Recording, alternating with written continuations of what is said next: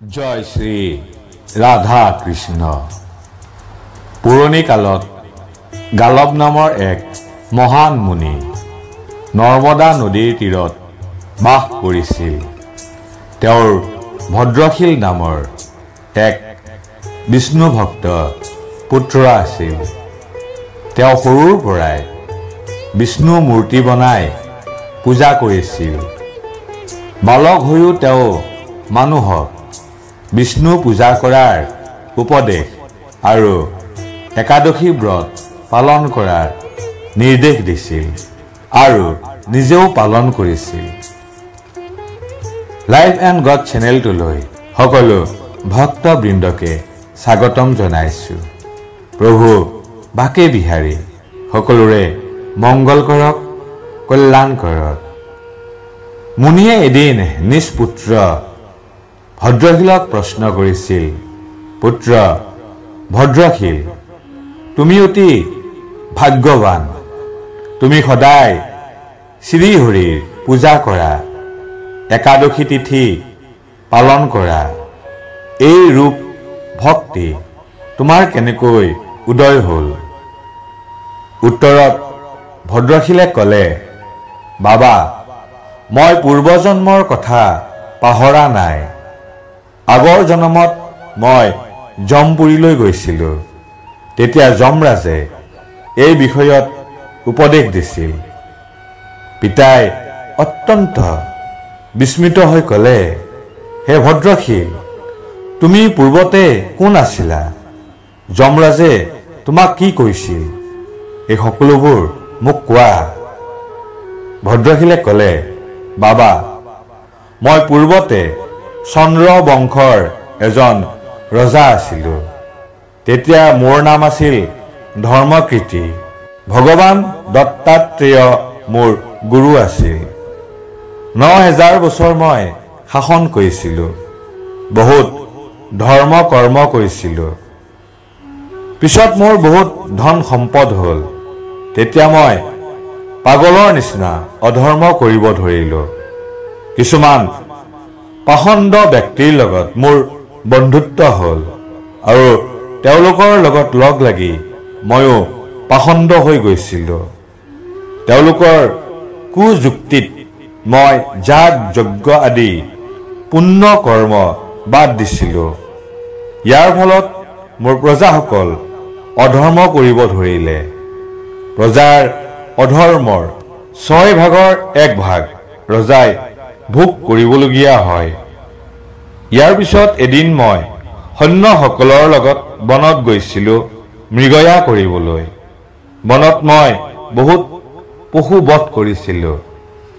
তাৰ পিছত ক্ষুধা তৃষ্ণাত কাতৰ হৈ ৰেৱা নদীৰ তীৰত গৈছিলোঁ।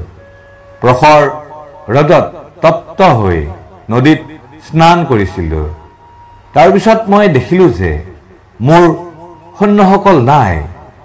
মই চিন্তিত হৈ পৰিছিলোঁ। এইফালে ৰাতিও হৈ আহিছিল।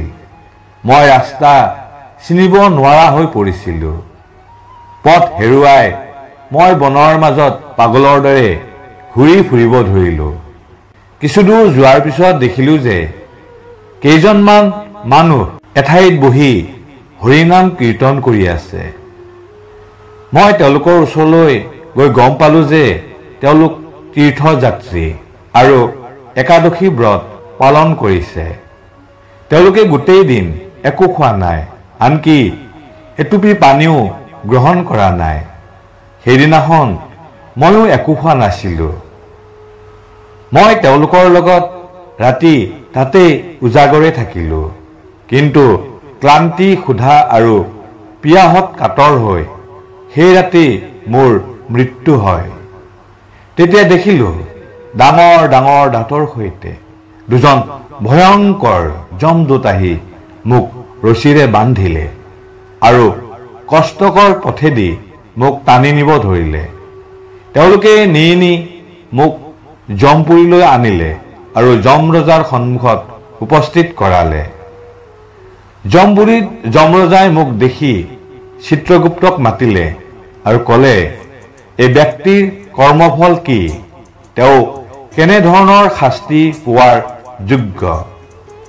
চিত্ৰগুপ্তই কিছু সময় বিচাৰ কৰি যমৰাজক ক'লে, এই ব্যক্তি পাপ কৰ্মত জড়িত আছিল, ই সত্য। তথাপিও একাদশীৰ দিনাখন উপবাসে থকাৰ কাৰণে সমস্ত পাপৰ পৰা মুক্ত হৈছে।